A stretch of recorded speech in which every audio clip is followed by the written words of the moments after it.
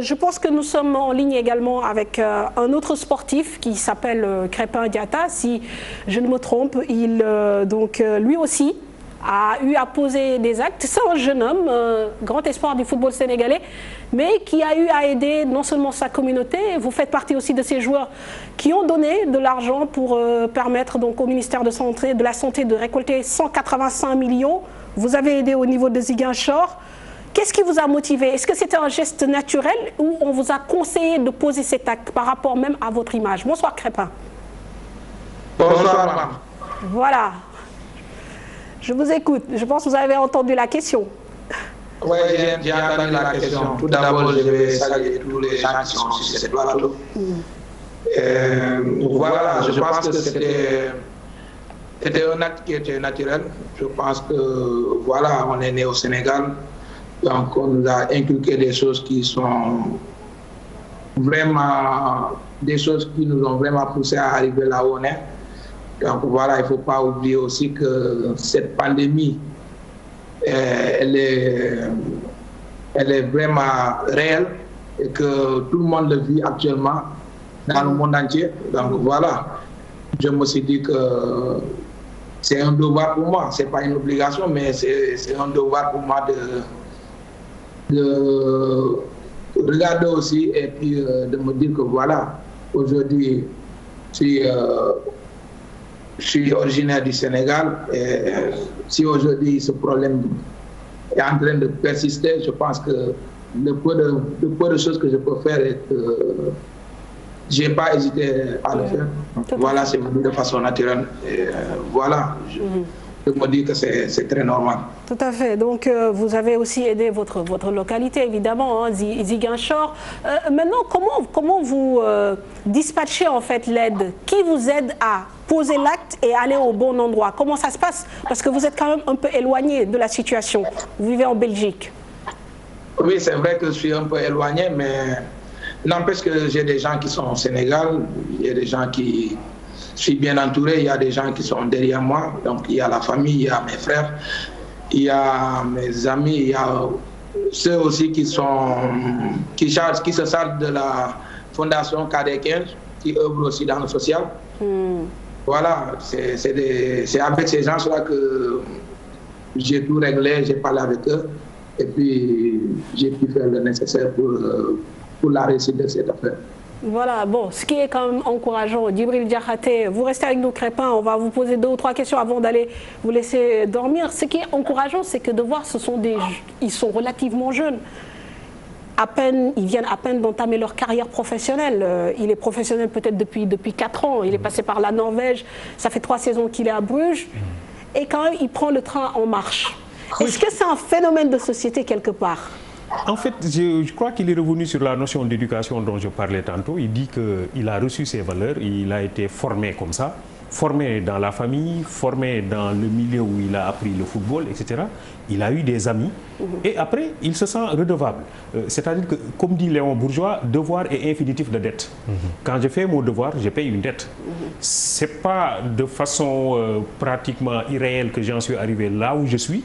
Il y a eu toute une trajectoire, il y a eu tout un chemin et pendant ce chemin, j'ai été accompagné.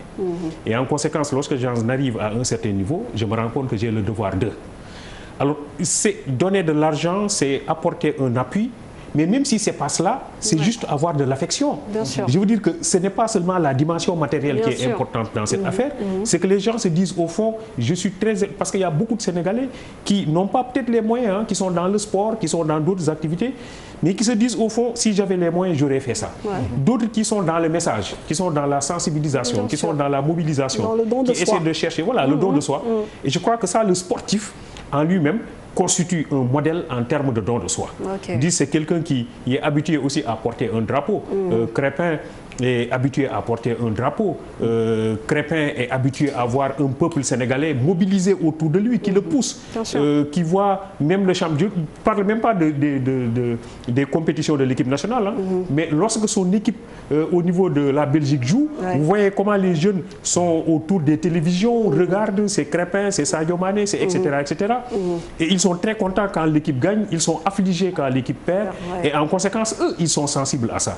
Ils se disent, ce peuple-là j'ai le droit de, j'ai le devoir de. Donc je ne dois pas rester les bras croisés, surtout devant cette situation de pandémie qu'ils vivent par ailleurs, là où ils sont, et avec une situation peut-être un peu plus compliquée à un certain moment. Mais malgré tout, ils se disent que nous avons le devoir d'apporter notre modeste contribution à l'équilibre de cette société. Bon, maintenant, c'est vrai, je suis parfaitement d'accord qu'on pourra réfléchir plus tard sur l'organisation de tout cela et peut-être lui donner beaucoup plus de force et beaucoup plus d'amplitude. Alors, Crépin, peut-être la question qui me vient à l'esprit, c'est parfois, est-ce que vous ressentez quand même une forme de pression? Parce qu'aujourd'hui, quand il y a ce genre de crise, on le dit clairement aux sportifs, vous devez aider.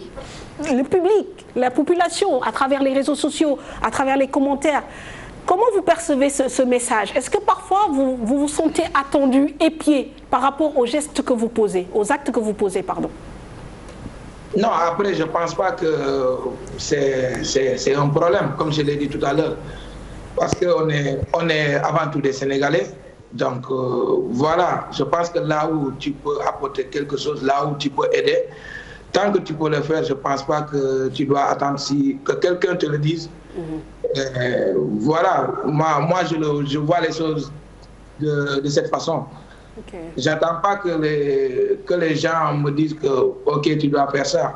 Après, peut-être que ça serait une pression, mais de mon côté, je ne me dis pas que c'est une pression. Après, les gens, ils savent qu'on a les possibilités de faire quelque chose. Peut-être c'est la raison pour laquelle ils écrivent des messages, ils vous envoient, ils vous disent aider, mais c'est pas, moi je ne le prends pas de côté comme si que c'est quelque chose qui est méchant, mais je le vois comme un message, quelque chose qui est vraiment nécessaire à faire. Tout à fait. Alors, vous avez évoqué tout de suite dans vos propos l'existence d'une fondation. Je sais que vous avez également aidé pour la réfection du bloc opératoire de Ziguinchor. Est-ce que vous avez des projets, parce que tout à l'heure notre confrère en parlait, Pape Lamine Ndour, est-ce que déjà vous pensez à des choses beaucoup plus structurées, beaucoup plus formelles pour aider par exemple Ziguinchor? Vous y réfléchissez déjà? Oui, c'est sûr que j'y réfléchis. Donc voilà, moi je dis que je viens de commencer. Néanmoins, dans un coin de ma tête, j'ai des projets, des visions, notamment pour mon pays, mais aussi pour ma région. Donc voilà, je prie que j'atteigne d'abord mes objectifs et que je puisse enfin réaliser ces projets qui me tiennent à cœur. Alors, on ne va pas vous laisser partir sans vous poser quand même une petite question sportive. Vous venez de gagner le titre avec le FC Bruges, bon, dans des conditions un peu particulières. On sait que voilà, le championnat belge a été arrêté. Aujourd'hui, vous êtes rentré en Belgique, vous avez repris. Quelles sont les compétitions à venir? On parle aussi beaucoup d'un mouvement de Crépin éventuellement. Qu'est-ce qu'il en est?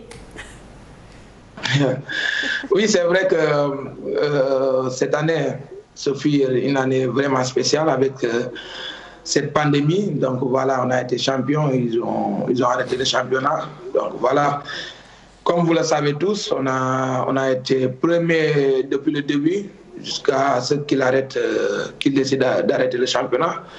Donc je pense que c'est un peu spécial, c'est un titre un peu spécial. Mais bon, il y a une maladie qui est là. Donc il faut aussi penser à ça. Voilà. Donc, moi, je suis heureux d'être sacré champion pour la deuxième fois de Belgique. Ouais. Donc, un palmarès qui se garnit déjà.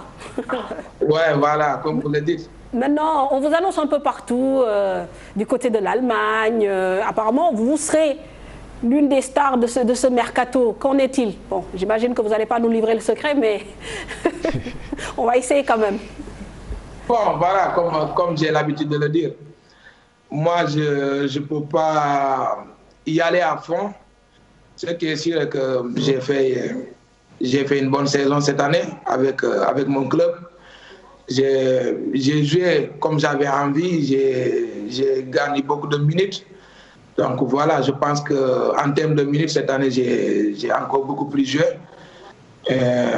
Voilà, après, tu vas entendre des échos de gauche à droite, mais moi, dans ma tête, je me dis que je suis un joueur de Bruges. C'est un club qui a beaucoup fait pour moi. Voilà, on va attendre le mercato, on verra ce que ça va donner. En tout cas, ce qui est sûr, c'est que je suis un joueur de Bruges et que s'il faut partir, je partirai, mais s'il faut rester aussi, je vais rester. Parce que c'est un club que j'aime, c'est un club où les gens me respectent, les gens me voient comme je suis et que c'est les gens qui m'ont vraiment propulsé vers l'avant. Donc je me dis que je dois beaucoup à cette équipe et que voilà, je laisserai les choses venir naturellement. Donc voilà, c'est seulement ce que je peux dire à travers cela. Moi aussi, j'entends les choses de gauche à droite. Mais bon, on ne sait jamais avec le foot. On sait jamais. Le foot, tout va très vite. En tout cas, ça a été un plaisir donc, de vous avoir autour de ce plateau, même si on a fait une petite digression pour parler de votre actualité sportive, évidemment. C'est un énorme plaisir et donc vous encouragez aussi par rapport aux actions sociales que vous posez. Je vous souhaite une excellente soirée. Merci, Marc. Merci beaucoup. Allez, au revoir. Merci à vous. Alors, Youssou, merci, au revoir.